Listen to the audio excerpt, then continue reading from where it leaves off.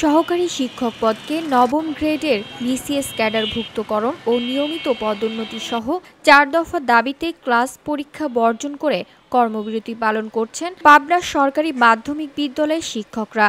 বাংলাদেশ সরকারি মাধ্যমিক শিক্ষক সমিতির ঘোষণা অনুযায়ী সোমবার সকাল থেকে এই কর্মসূচি পালন শুরু করেছেন তারা।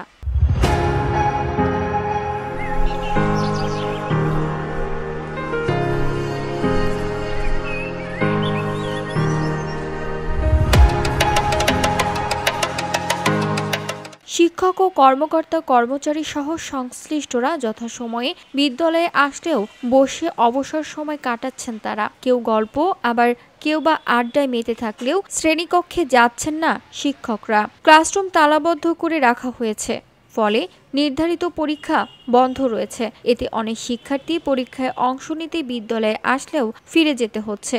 এই নিয়ে দুশ্চিন্তা বাড়ছে অভিভাবক ও শিক্ষার্থীদের।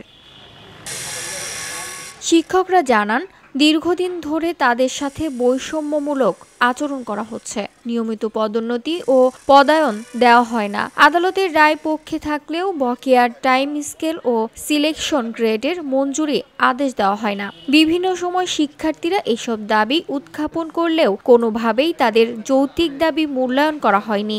তাই বাধ্য হয়ে এমন কর্মবিরতি পালন করছেন তারা। কোমলমতি শিক্ষার্থী এবং তাদের অভিভাবকদের কাছে আমরা দুঃখ প্রকাশ করছি যে আমরা পরীক্ষা বর্জন করতে আসলে বাধ্য হয়েছি।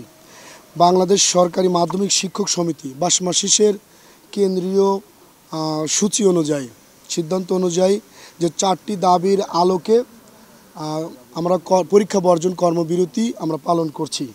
এই 4টি দাবি আমাদের পূরণ না হওয়া পর্যন্ত আমাদের এই পরীক্ষা বর্জন কর্মসূচি চলতে থাকবে। ওদের ক্ষতি হচ্ছে, এটা আমরা স্বীকার করি, কিন্তু আমাদের আসলে কিছু করার নাই। আমাদের দেয়ালে পিঠ থেকে গেছে।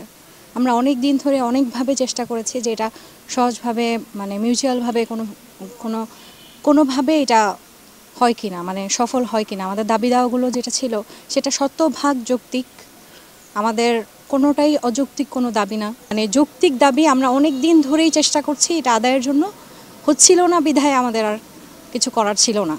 মহামান্য সুপ্রিম কোর্টের চূড়ান্ত আদেশ আমাদের পক্ষে থাকার পরে 6 মাস আগে অর্ডার হয়েছে, এখন পর্যন্ত ওনারা আমাদের টাইম স্কেলটা দিচ্ছেন না। আমরা এগুলো পেয়ে গেলে আমাদের কর্মসূচি প্রত্যাহার করে প্রয়োজনে আমরা শুক্রবার এবং শনিবার আমরা অতিরিক্ত দায়িত্ব পালন করে আমরা আমাদের শিক্ষার্থীদের এই ক্ষতিটা আমরা পুষিয়ে দেবো ইনশাল্লাহ। VOD Bangla news desk.